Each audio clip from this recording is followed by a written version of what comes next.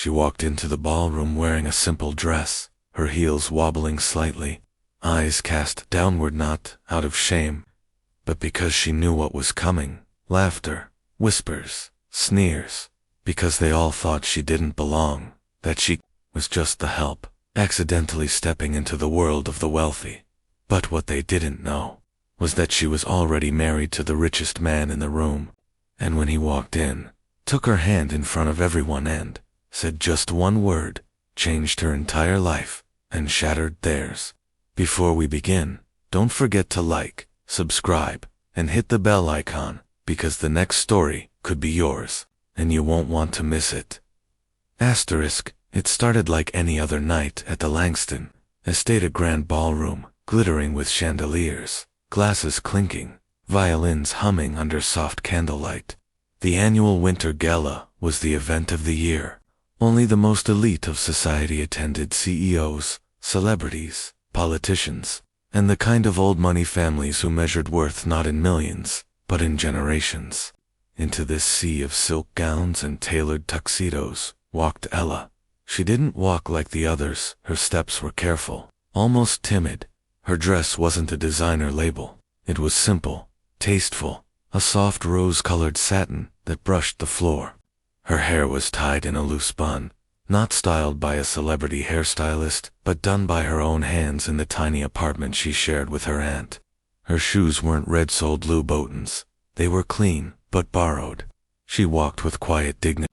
She wasn't invisible. In fact, she became the center of attention for all the wrong reasons. Did she sneak in with the caterers? Someone whispered. Maybe she's a waitress who forgot her tray. Another snorted. Or a social experiment. A woman in a glittering emerald dress laughed, sipping champagne. This party just got interesting. Ella heard it all. Every whisper cut like a shard of glass. But she said nothing. She didn't defend herself. She didn't correct them. She simply kept walking toward the far edge of the room, where she stood quietly by the curtains, watching the crowd with soft eyes that hid oceans. No one knew her story. They didn't know about the nights she cleaned offices to help pay her aunt's hospital bills. They didn't know that her father had once owned a factory until a partner betrayed him and left them penniless. They didn't know that she'd worked 3 jobs to put herself through school. And they definitely didn't know that she had met someone who saw her when no one else did. Because months ago, in the most unexpected way, fate had intervened. Ella had spilled coffee on the wrong man, or perhaps the right one, on a rainy Tuesday afternoon, while rushing between shifts. She had bumped into someone in the lobby of Langston Tower. Coffee had splashed, apologies flew, and the man in the suit had simply smiled. "It's just coffee," he said with a laugh. "But if you feel guilty enough, you could let me buy you one in return." She thought he was joking. She was sure it was a setup. But he wasn't. That man was none other than Damien Crosta, CEO of Cross Global Holdings. He had wealth beyond imagination, power that reached into governments, a face on Forbes magazine, and yet, he looked at her as if she was the only one who mattered. That day changed everything. What started as coffee turned into walks, conversations, laughter, and eventually love. But no one knew, because Damien, tired of fake people chasing his money, decided to keep their love a secret. For a while, he wanted to see if people would love Ella for her soul, not for her last name. So when the Winter Gala came, he told her, "Come, as you are. Let's see who sees you and who doesn't." So she did. And now, she stood in the corner of the ballroom, invisible to everyone, except him. Asterisk, as the evening progressed, the whispers grew louder. Ella tried to hold her ground, tried to pretend she was just another guest enjoying the night, but it wasn't easy. A group of women approached, their dresses worth more than her entire year's income. "Sweetheart," one of them purred condescendingly. "Are you lost? The service staff entrance is on the other side." The others giggled cruelly. Ella opened her mouth to reply, but another woman chimed in. No, she's here for the free food. I mean, look at that dress. How adorable." They laughed again. The men nearby smirked but said nothing. No one stood up for her, not even the event host. It was open season bullying, and Ella stood frozen, cheeks burning, heart thudding painfully. She turned to leave, but something made her pause. A hush fell over the crowd. A presence had entered the room, one that turned heads, effortlessly. Damien Cross had arrived. Dressed in a midnight black tuxedo with silver cufflinks, he walked like a king but smiled like a poet. The air changed. The same women who had mocked Ella moments before now straightened their postures and adjusted their dresses. "There he is," one of them whispered breathlessly. "Oh my God, Damien Cross is here." He walked past them without a glance. His eyes scanned the room not for profit, not for business, but for one soul. Her. And when his eyes found her in the corner, a soft smile curved his lips. He walked strode to her like a man with purpose. And when he reached her, he didn't hesitate.